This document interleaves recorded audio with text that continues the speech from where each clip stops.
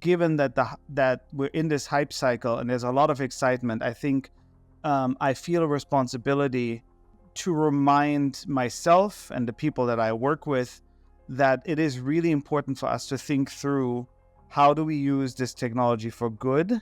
And that also implies that we need to think about how the technology can be misused, and that we design against the misuse, and that we're very intentional about thinking through second and third order effects, which humans are very bad at, generally speaking, and especially when something works and is deployed at the speed at which AI is. So that is not me saying we should not make use of this technology, but I think we need to acknowledge the shortcomings of our own species in our ability to really foresee and counteract really grave negative side effects.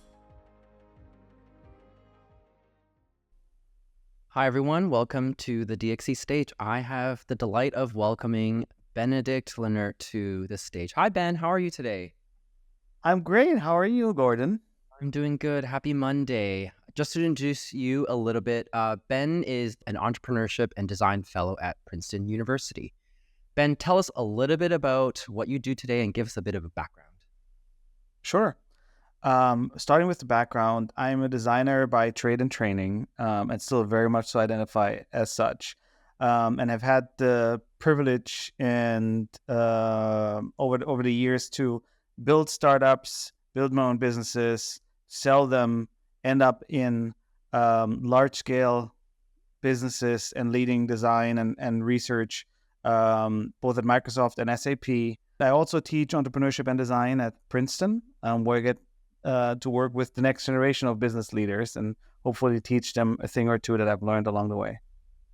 And I'm also lucky to call you an advisor to the Design Executive Council, where you've been also helping us understand, the vital role of design in the business and societal landscape. And I think today we're going to go deeper into what are your kind of perspectives as AI has really taken centerfold on how businesses are investing, how they're evolving themselves, and even just as humans, how we're using AI to transform everyday tasks. I use it every day now. I'm curious to kind of kick this off. What is your kind of usage with AI in your day-to-day right now? Yeah, great question. I use it more or less daily at this point as well. I found that both GPT as well as Claude, which are actually leaning more and more toward, are just great thought partners, especially when I'm exploring areas that I have an interest in, but I'm not that deep into yet. So it's a great way to explore anything from diving deeper into conceptualizing talks or articles or research that I'm doing for and with my students. And it's been a great way to just very quickly spin through ideas. Equally, and interestingly, I find myself also playing a lot with Midjourney and some of the image generating technology that's out there. And that's a lot more just for fun, because I have always done and made art on the side. And I frankly have struggled with where the line is in terms of when is it still art and when basically does it lose its soul when it's made by a computer solely. So that's more like explorational, and I'm experimenting with prompts and different style expressions and things like that. It's definitely a daily activity. Mm. And how would you kind of describe and how to make sense of kind of the current zeitgeist around AI? Like any analogies or parallels you see between current state and history? Great question. I think there's a lot of parallels. I think there's a general parallel of any really exciting and paradigm-shifting technology goes through a natural hype cycle, and we're certainly in the middle of all of that. And then I think with AI in particular, I think a lot about the industrialization or the Industrial Revolution specifically, and the both opportunities and fears that came with that, because we are really looking at a technology that is touching all parts of the world at a speed that is very difficult to comprehend for the human mind. And I think a lot of what we've seen in the early 1900s, all the way to probably like 60s, 70s, is something that on a level of humanity and how societies respond, how people respond, it's probably very similar, but it's at a drastically faster pace and scale. So that's very interesting, and I tried to read up a lot on the socioeconomic impacts and how people responded. And it's not the first paradigm shift like that we've gone and lived through as humanity. It's certainly, I think, the fastest one, for sure. And the human mind is not ready yet, I think, to truly comprehend what that means. How do you feel, because you and I have talked a lot about how historical events have really given us wisdom and insight for kind of the current state of today. How are you feeling personally, from an emotional level? Like, how would you describe your emotions around all this change, all this innovation, all this hype? How do you feel about that personally? Yeah, torn is probably the best way to answer that. And that's maybe because I grew up in Germany, and I'm very European minded in a lot of the ways in which I'm thinking. And I think there's a lot of polarity in my thinking regarding the topic, because of course I'm extremely fascinated by the potential of the technology. I really am. I think there are specific areas like life science and healthcare where the opportunities are already enormous to do a lot of good. I also had the chance to talk to specifically one of my colleagues at Princeton, who has a fascinating position because he teaches both astrophysics and the School of Public Politics, and his course is on weapons of mass destruction. And we had a very deep conversation about how if we're at a point where AI does not exist in a vacuum, in itself it's a powerful technology. But when we combine it with other groundbreaking technologies like CRISPR or general gene editing or biosequencing, then suddenly it becomes also very dangerous technology very, very quickly. And I think this concept of tools and weapons is something that I think a lot about, and that certainly, depending on the day, has my emotions sway in both directions. Given that we're in this hype cycle and there's a lot of excitement, I think I feel a responsibility to remind myself and the people that I work with that it is really important for us to think through how do we use this technology for good. And that also implies that we need to think about how the technology can be misused, and that we design against the misuse, and that we're very intentional about thinking through second and third order effects, which humans are very bad at, generally speaking, and especially when something works and is deployed at the speed at which AI is. So that is not me saying we should not make use of this technology, but I think we need to acknowledge the shortcomings of our own species in our ability to really foresee and counteract really grave negative side effects. With that kind of feeling of torn and some of the implications you're concerned about, but also hope for what could be, what do you see as the unique role of the designer in this age of AI? Great question. It's probably playing the role that I just kind of broadly outlined. I believe that the role of the designer has always been to basically negotiate the contract between business and the humans that we serve and society as a whole. And maybe the planet as well, which I think is increasingly more important. And it's interesting because you asked earlier about drawing connections to history.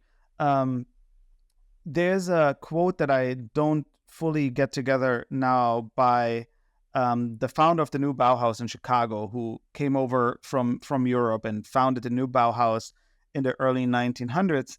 And they talk very specifically about, as part of this industrialization, how they as the Bauhaus movement or the new Bauhaus movement embrace the possibilities of industrialization together with the social and economic responsibility. And I think that has always been the role of the designer. And I think in this era now, it is even more so important that designers play that role. Look at the work that we're doing through the lens of how do we create net positive outcomes for humanity and the planet in the context, of course, of creating economic gain, prosperity, and all of that. And I don't think they're at odds with each other. It's something that maybe extreme capitalism is making us think. But that negotiation, that holding that tension and trying to find the solution that sits at the intersection in the right place, I think is the role of the designer. And of course, that goes hand in hand with envisioning what the world looks like, what the products might look like, what good we can do in the world, and how we can also create countermeasures for people that might want to do bad, right? If you're going to cybersecurity, I think it's one of the big areas where designers can do probably a lot of good work, important work. And so I'm actually quite excited for the evolution of the role of the designer in the context of this technology shift.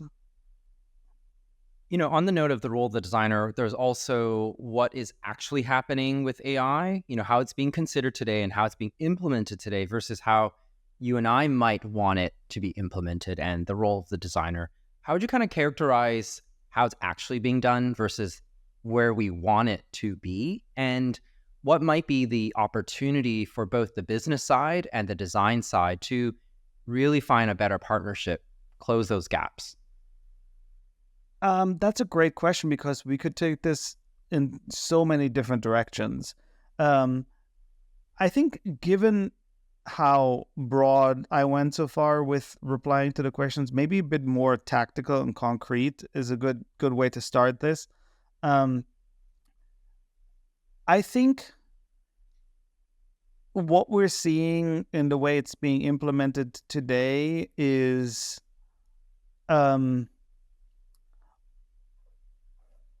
it's very nascent. It feels very far from the big paradigm shift it could be. And just a few examples. I find the new Apple Intelligence summaries on my phone completely useless. I think it literally adds zero value. It has the potential to reduce the noise, but now I'm looking at notifications that are a summary and I'm not getting any value out of it. And I think it's the result of companies trying to very quickly jump on the bandwagon because everyone is, doing it. And Wall Street is expecting companies to have a solution. But really all around, and it doesn't matter if that is, Figma's rollout of generative AI, or if that is Copilot in GitHub, or any of the other initial implementations. It's underwhelming in the sense of how it's often feels like just a better mousetrap rather than really rethinking some of the ways in which we could do the work, right? And again, I think that too is probably an interesting balance that needs to be struck, where of course, there's human factors and the fact that people don't like the change. So you need to meet them where they are on the one hand. And at the same time, I think a lot of the implementations feel like they're shot from the hip, and it's one of those things where it feels like it was done because someone in the executive team said it needs to be done and implemented. And there was no time to have actually good ideas or to actually do some prototyping and come up with something that's truly groundbreaking. So in that sense, I actually think that a lot of the chat-based interfaces and the multimodality that OpenAI certainly has been pushing forward is the most interesting way in which it's being implemented, in my opinion, because it's starting to really feel like a different paradigm. I've also always been really fascinated by and very bullish on multimodality. So personally, I'm very interested in that. But I hope that answers your question. Just help the audience understand when you say multimodality. Give us a little bit more. But yeah, so one of the things that I've always been fascinated by ever since I was at Microsoft and we worked on mobile and HoloLens and the kind of in between spaces. The multimodality essentially describes the concept that we can interact with compute in a variety of different ways, even when, especially within one use case. So I can start typing something, but I might get the reply as an audio output, or I can give an audio input and get a textual feedback, just as a very, very simple explanation. So we're basically breaking the interface barrier, and in really interesting ways. And I think that is very close to how humans interact with the physical world. How most of our experiences are multi-sensual. And I think it unlocks a lot of human capacity if we get it right. It also, coming now from my current work in accessibility, I think also it has tremendous potential in helping people with disabilities not only interact with computers, but actually, because of that, finally become core contributors to economy and society. And that's really fascinating. There's some really great AI technology being used in places where, previously, accessibility technology has not been great, by far from it. And so where you can now, as a blind user, really interact in a much more natural way with a computer, right?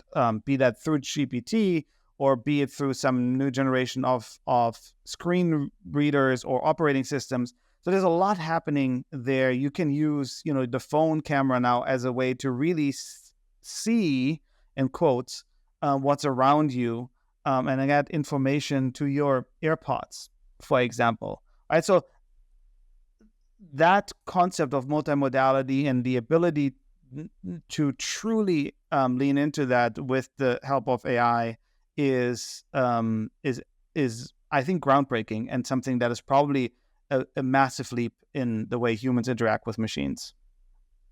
Let's put on the hat a little bit of, like a CEO, right? So they're all scrambling, racing to figure out, how do I do this AI thing right? And we hear from the boards too. So it is no doubt a central kind of discourse area. Now, I think what we're really curious about is your views on design in this AI era, with that context in mind of like, what sort of early stage business value are we starting to potentially see versus like how they can better leverage design earlier rather than later to really realize the full potential of AI, especially when I consider the competitive landscape. Every single company now has some sort of AI feature, right? So differentiation is increasingly low. So what is going on, and how can CEOs and businesses in general think better about the value of design in this AI era? Yeah, great question. I would probably break it down into 2-3 areas. The most obvious one that I think we're seeing everyone heavily jumping on is efficiency, right?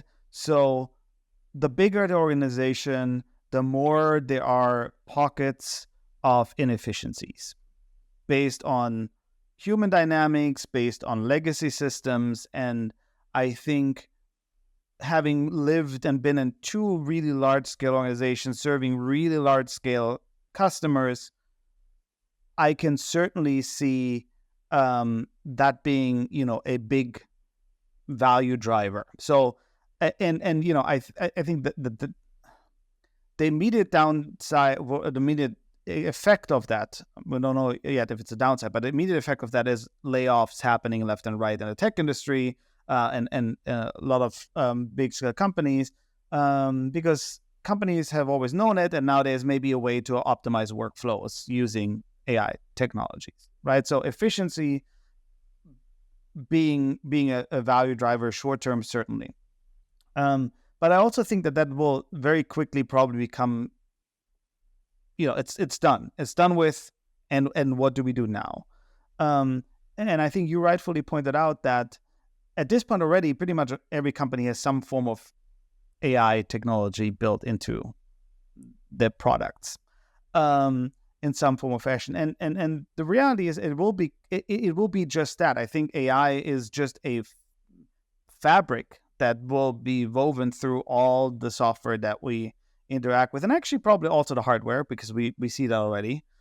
So it will really be just a kind of the natural compute layer in all our world, physical and digital. And so I think then for CEOs and boards, the question becomes more strategic. So it moves from the tactical, okay, how do we, get better at doing things faster for less money? It becomes how do we actually create more net new value? And I think that's really interesting, because now you need to start thinking again about how do you create value for your customers. And in that scenario, you need to actually develop a vision, right? You need to now compete on a new level. And I think the compete will probably happen on at least two levels. There are companies that will be able to compete on a data level, because AI, the models will probably very quickly become standardized. The compute power necessary will probably be split up between 5 to 7 players across the world. And so then the question is, does your company have a unique set of data that can be leveraged, right, for unique value creation? I think SAP is a good example here. And there's probably a few other companies in the world that have like really unique data sets that can be leveraged. So what do you do with the data set? How do you create net new value out of that? And I think there is a set of services to be designed and developed that unlocks that value. And that's probably human value in some form. It could be end users, it could be managers, it could be the executive team. So designers need to go and envision that together with the rest of a product team, and lay out to the board the potential business value that's being created. And then I think for a lot of other companies, the unlock of new value will be in end user facing services and interfaces. And I think what that might mean for a lot of companies is that they might need to branch out of their existing core customer base or market and into new markets. I think the tech companies have already very much embraced that, right? But even a health insurance or health provider has to probably think about branching out into services. That could be verticalization. It could be branching out into deeper into either detection or prevention of diseases.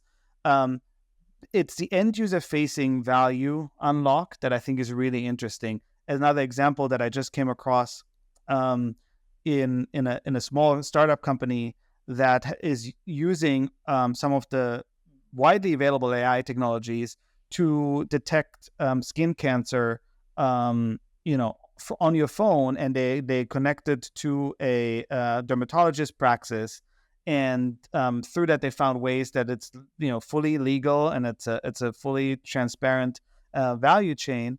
But I think you can very quickly see how that could be interesting at scale for a health insurance company, for example, or on the flip side, maybe for an Amazon, which already owns, I think, One Medical, right? So long story short, I think for boards, for executive teams, those are probably things to look at, because the efficiency gains will be very short-lived. And then I think it's about unlocking, creating net new value, where I think design executives specifically with their teams can play a really great role in creating strategy, building prototypes, really testing out and validating a market, and then hopefully together with business partners projecting forward what a total addressable market for something that might look like, and what it means for the bottom line of the business. So I'm very optimistic that design executives can play a really large role in helping companies reorient and see kind of where the future strategic value of AI is. I think what's interesting about your response is like the two parts of like kind of foundational data models and what innovation comes from the quality of those data sources to the customer user facing kind of layers of the experience, right? So the front end experience. And if I think about what you're talking about here of the evolving role of the strategic design executive, is maybe there's even a question of, can they play a role that not only considers the front facing interfaces, but their role in even advising or guiding what data, requirements or needs that the front-facing side needs to be able to support a feature or a kind of capability from that end. So there might be a hint, I think you're alluding to, is maybe data literacy, data models from, this age of AI for design leaders, right? Yes, I think there is for the design executive, I think there is a set of skills and understanding to build around the overall AI stack that I think is critical and probably analogous to the cloud stack, right? As a design executive, at least in a multinational company, you needed to develop an understanding of the cloud stack that you're dealing with, and the considerations that come with that. And that can be anything from, what can you do in certain countries versus others, in terms of just privacy laws, security laws, compliance laws, right? Going back to accessibility a little bit, understanding what is required of you to develop a service that is actually in compliance with the law. And then there's understanding latencies if you want to provide a really real-time service. So I think while you will not need to be the CTO, I think you need to have enough of an understanding of all of that, so you can have a informed strategic decision with the CTO, who will be your peer, and together ideally you propose strategic initiatives to the CEO or the board that move the company forward. So yes, I absolutely think you're right there. So with this kind of broadening lens on design executives, and I think this is also, alluding to the second question, which is around the dynamics of cross-functional relationships with design in this new era, right? So what kind of new partners might we have that's heightened? Any new power dynamics, like the code base, the data foundations, the dependencies on the experience, how does the design system evolve, right? So as also designers learn more business and strategic skills, how does that interface with product and that evolution? So let's talk a little bit about your views on what might be these evolving cross-functional dynamics between business leaders, design leaders, data leaders, et cetera. Yeah. So, I mean, starting with, I always have believed and lived it as such, as that I think there's always cross-functional collaboration that needs to happen. I think that's what makes great products, and I think ultimately that is what makes great companies that deliver continuously great products and in turn unlock value for customers and in turn, um, profit for the business. That said, I think that we might absolutely see a deeper need for collaboration across a few areas that maybe in the past we kind of could skirt around as design executives. The first one that comes to mind is compliance and legal, right? I think that um, while the technology being used is very universal, the way certain geographies are dealing with AI is very different. Um, I think that the biggest tension probably currently is between the U.S. and the EU with regards to AI regulation. We've seen the same actually in accessibility as well, where regulation is different per geography, and it is important to have that knowledge as you're developing services and products. And so I think that is probably an alliance that needs to become stronger, um, especially I think on the AI side, because there is a extreme geopolitical dimension to AI, probably bigger than it has ever been, like probably even bigger than the cloud infrastructure has been. And so, there's that. I think it will be interesting to see how much classic product management will continue to play a role or not. I think there will always be some role, but we've come to accept a structure in the past where product management and CPOs had a really strong influence, and it was never really clear. Often people came from the business side into those jobs, but I think with the changes in technology around AI and the importance that the experience plays in unlocking value, it'll be interesting to see if that changes, right? If maybe CTO, CDO becomes kind of the driving force behind the product strategy, because also deployment is much faster. So that could be an interesting one to watch. Similarly, marketing is entirely changing through generative AI and the speed at which things are being marketed. So those are just some initial thoughts that I have on the dynamic. But no matter what, I think that the cross-functional collaboration, given the speed of deployment as well as the implications on the business, is probably more important than ever before. Do you see leadership teams shrinking, expanding in this new era? That's a great question. I don't know.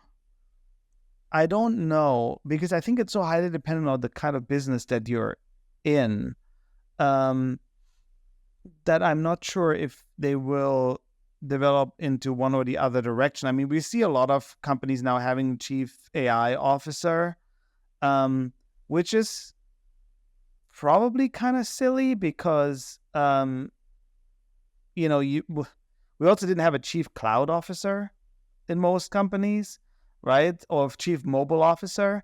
I think it makes sense because we're in a transformation phase and a transition phase, and a lot of companies don't have the expertise per se broadly distributed across the organization. So it probably makes sense as a transitional role. But do I think it's long-term the case? Probably not, because I mean, every company is becoming a software company, has to be, right? And so because of that, every company will naturally also somewhat become an AI company. And so, yeah, I don't know if I have a good answer, but those are some initial reactions.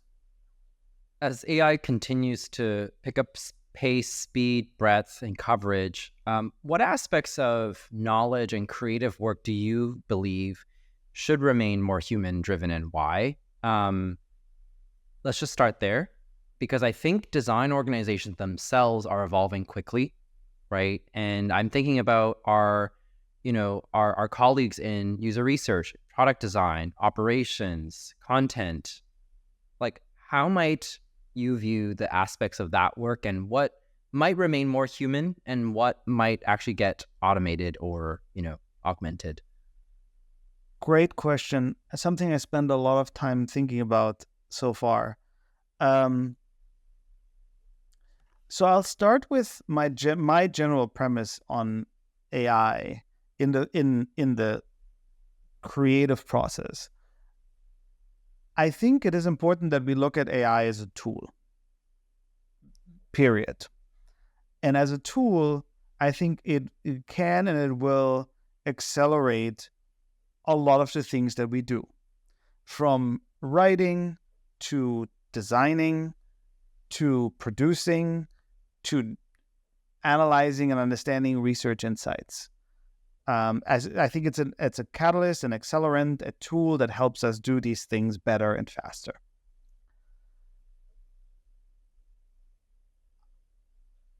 Anyone who has been playing with GPT, Claude, or any of the other models out there, I think has probably started to realize at this point that the stuff it makes up, not just even hallucinations and factually wrong things, but even just the things that it writes, it just lacks the soul, right? It's like a microwave meal, basically. So it's not bad, maybe even nutritious enough, but it doesn't Make you cry. it doesn't compete with, either something that your mom cooks at home, or that you get in a really excellent restaurant. And so I think what is important to not lose sight of is that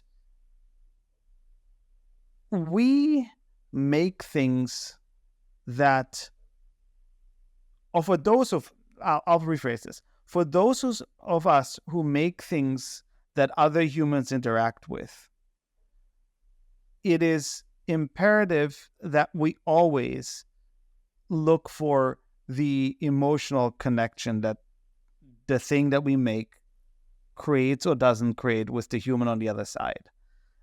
There's a lot of things that are between machines and machines, and processes between machines and machines, that don't require that. And AI will probably do a great job managing that. But I think at least where humans are in play, the role of designers, even more so probably than ever, is to ensure that there is that human connection. There is that, the thing that's maybe a little imperfect, or the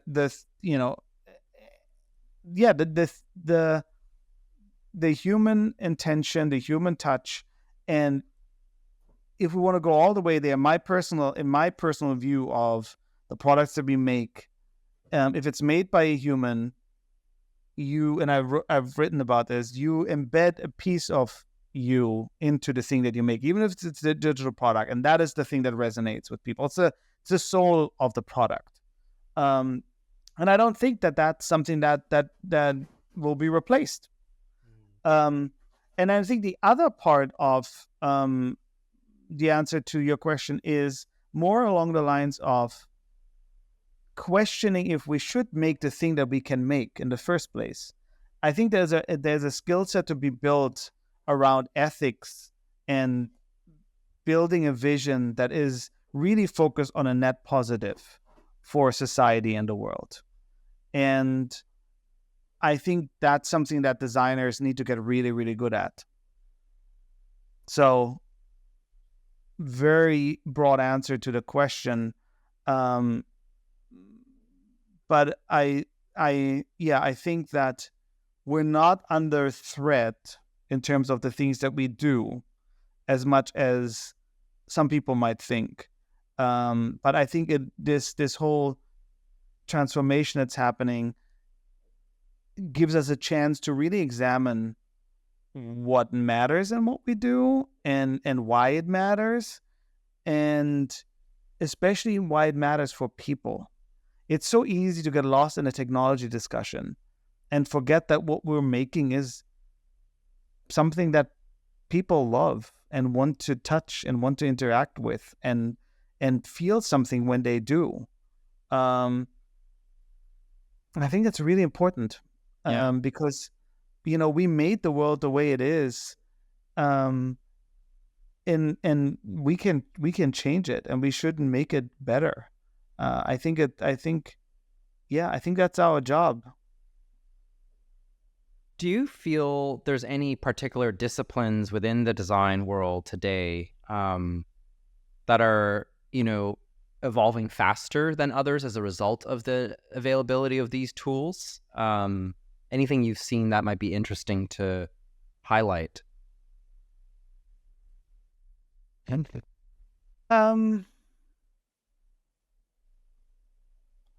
I've not yet seen anything that is truly a net new.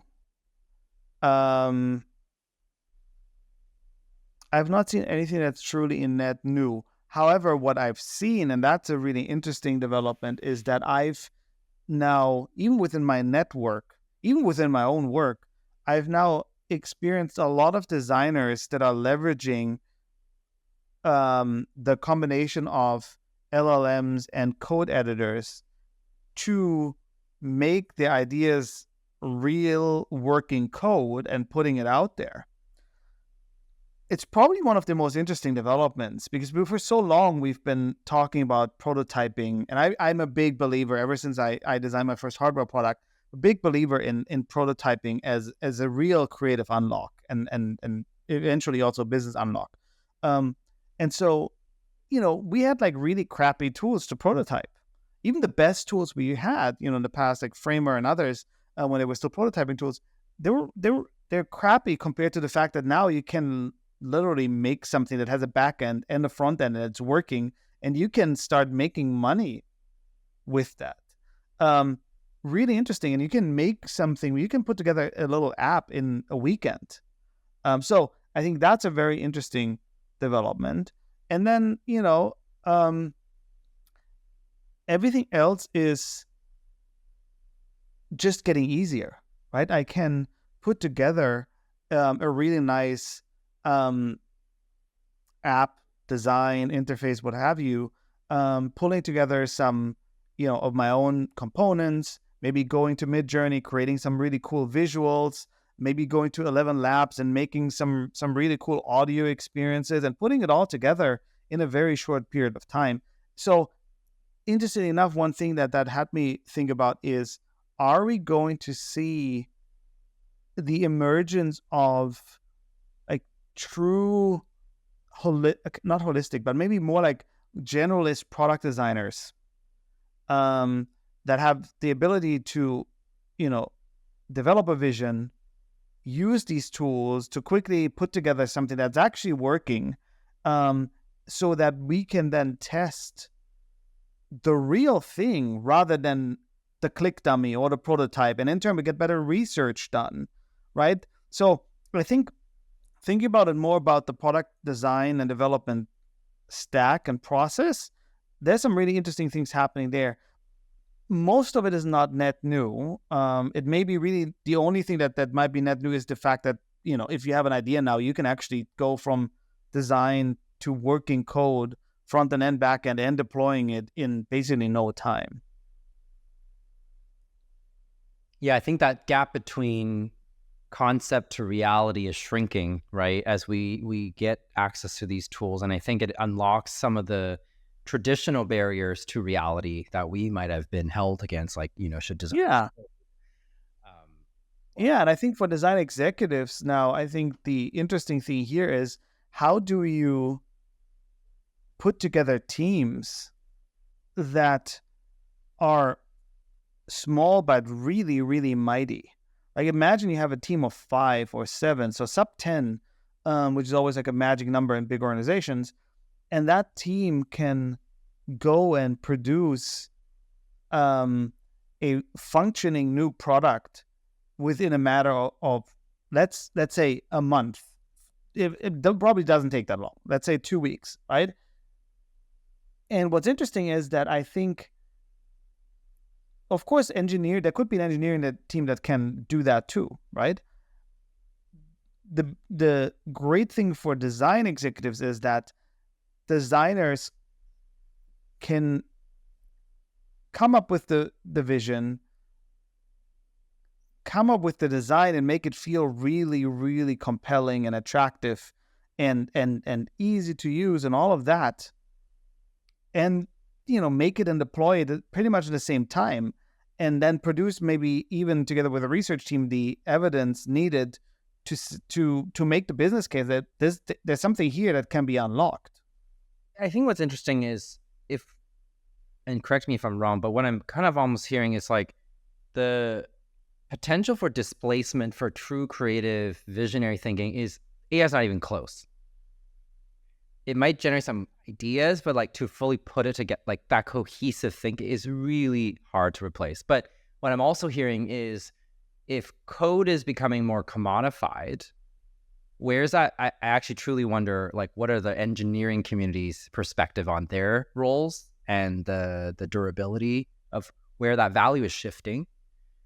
But that also then places design executives in an interesting seat where if increasingly these conceptual abilities for designers to transform it into real products quicker and sooner, and it's touchable, it's interactable, that might actually pose an interesting question of even the evolution of product development, right?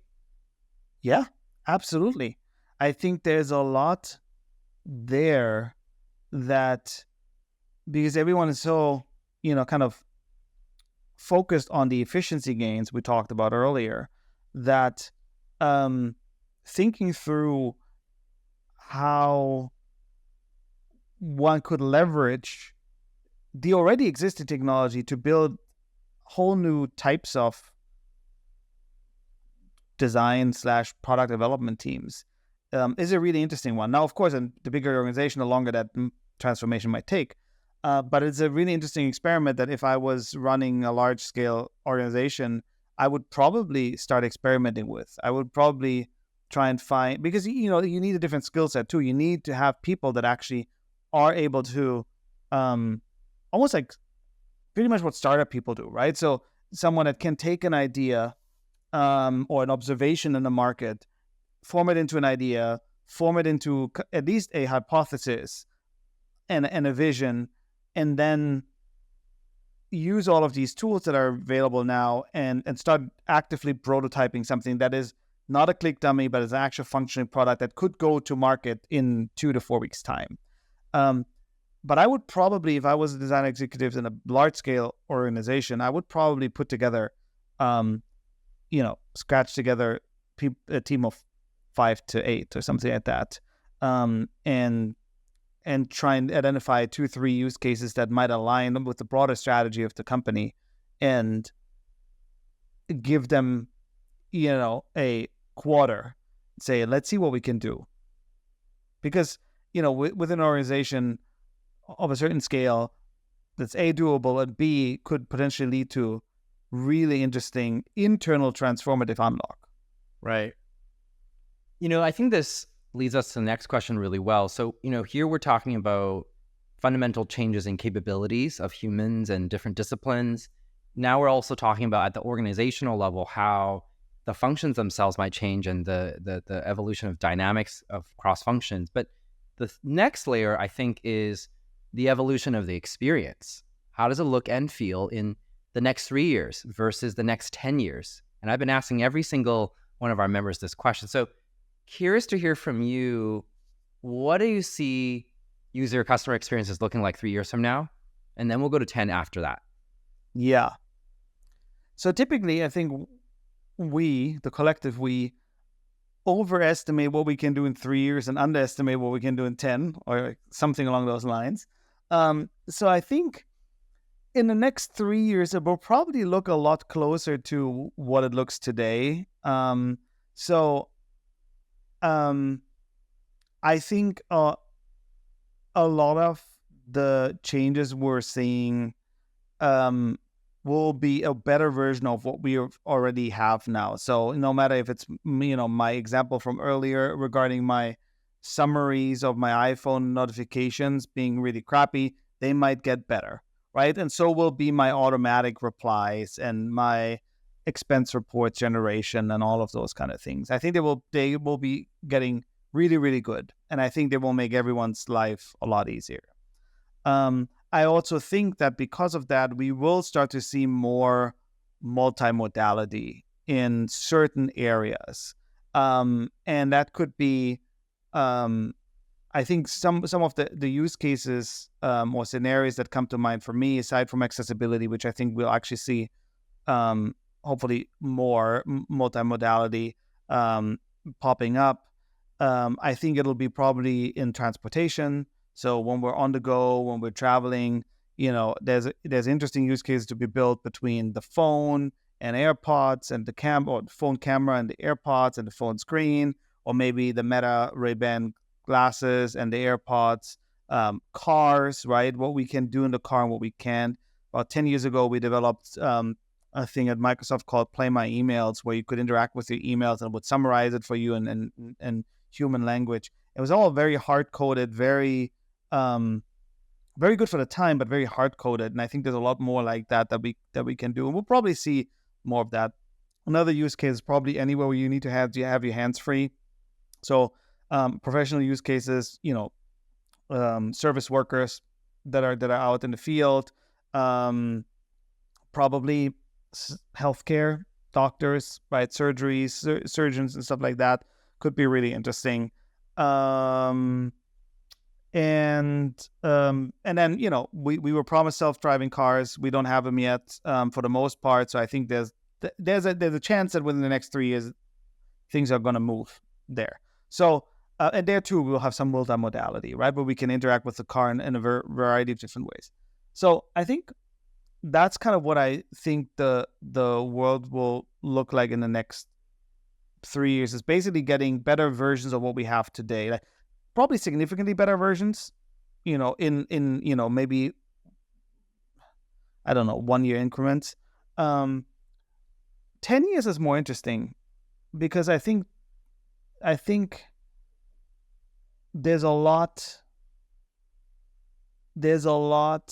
of macro trends that will probably play a role here. And I don't have a super clear vision of that yet. I'll spare us the geopolitical tensions, but I think they will play a role, specifically around Taiwan, I think, but also power centers potentially shifting. But given that most of the AI chips are being produced in Taiwan, I think that will have an impact on the timeline. We'll find out. But let's assume if things are not disrupted and we'll get more powerful chips and all of that, and then I think on pretty much every level, we will get to, for the first time probably in human history, working with computers. I think we'll get to a point where for the first time, the human doesn't have to adjust to the computer to get what the human wants out of it. Because when you look at our interaction with computers, we are still working around the way the computer works. And I think we will get to the point where the computer works the way the human works. And that can take a lot of different directions, right? It could be from very simply the Jarvis-like experience that we have all been sold by the Marvel, universe, to Neuralink and brain interfaces, things like that. But I think pretty much all our daily life can be a lot easier when there's a lot less interaction to get the thing that we want. And I can, probably imagine a bunch of different scenarios from, what happens at home to what happens when you get in the car, or how you get in the car and how you get around and all of that. But I think the biggest challenge here in all of this will be that we address the underlying biases and shortcomings of the models, the technology, the exploitation of certain groups of people. And so it's not all rosy if we don't address it, right? So currently the technology is extremely unevenly distributed. I think if we do it well, we could lift a lot of people probably out of poverty. We could certainly address a lot of the lack of access that the disabled community has, but we need to actively design for that. I think we can achieve a lot of that in the next 10 years, so that really every person on the planet has access to the internet, which we would be able to solve, right? Has access to AI-powered experiences, can learn from a young age on how to unlock their creative potential to, create value in the world, whatever that looks like. We can address global issues with this technology. Certainly we could, if we wanted to, from sustainability to, accessibility and so on and so forth. I'm the most worried about that part. Right? I have no doubt that we can imagine some crazy new tech scenario that will work really well in the Western world, or even, in developed parts of Asia, where there's currently money and it will continue to be money. I'm more worried that we will yet again, in another industrial revolution, forget about big parts of the world because we chose to, right? And I think that is where I think, as executives, as leaders of transformation, it is our responsibility to do better. I think it's leaving everyone with a question of, what kind of world you want to create, through all of that we just said. And to kind of end it here, what movie, book, or story do you feel best gives us inspiration for a better future, or a future to prevent, between humanity and machines? Yeah, so the biggest chance for us to build a better world is for humanity to understand that AI is not the problem. Human nature is the problem. And it's learning about how we leverage the good parts of human nature and counteract the bad parts of human nature, that we can truly, build that better world. Now, there's a ton of books probably recommend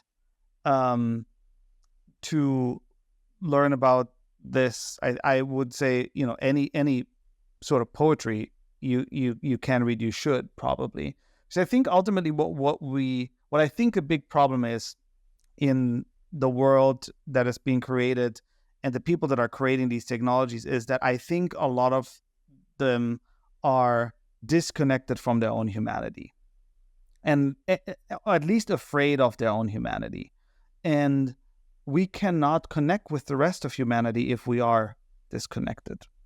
So this is a long-winded way of saying the one book I've just finished is something that's hard to get because you can't buy it at the bookstore, but you can buy it on eBay. It's called Make Something Wonderful, and it was the book that was published by Laureen Powell Jobs, Johnny Ive, and I think Tim Cook and some folks at Disney and Pixar, and was given to Apple employees and Disney employees and Pixar employees only. It has a collection of Steve Jobs's thoughts and emails and his ethos, essentially. I bought a copy finally because it is online, but I didn't want to read it on the screen. So I bought a copy, and the first page when you open it up is a quote from Steve about how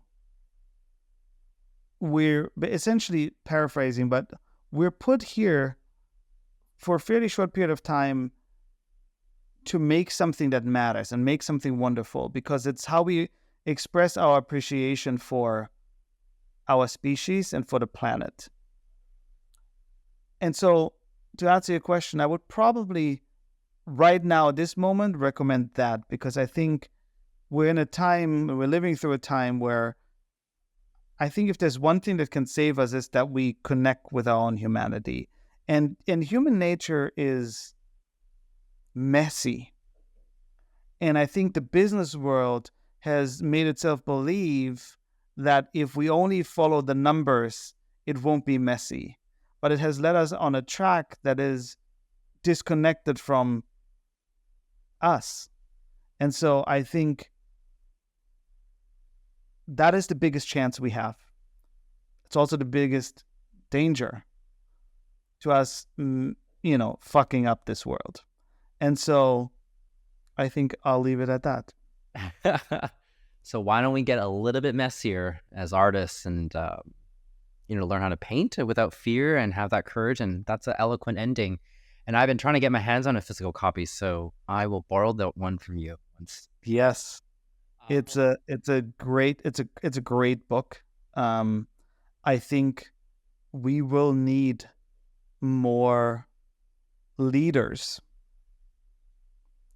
with a very strong philosophical and ethical compass, especially in technology, because I think we're losing track of that. And it is scary because it requires you to actually look inward first and foremost as a leader. But I think it's the best chance we have. And with that, we will end it where I really do see this spiritual leadership side of business. I think that you're articulating that is kind of a core component of what design leaders may bring to the business conversation to AI. So with that, thank you so much, Ben. It was a great hour to spend with you to unpack AI perspectives. Thank you so much. Thank you. It was great. Thank you.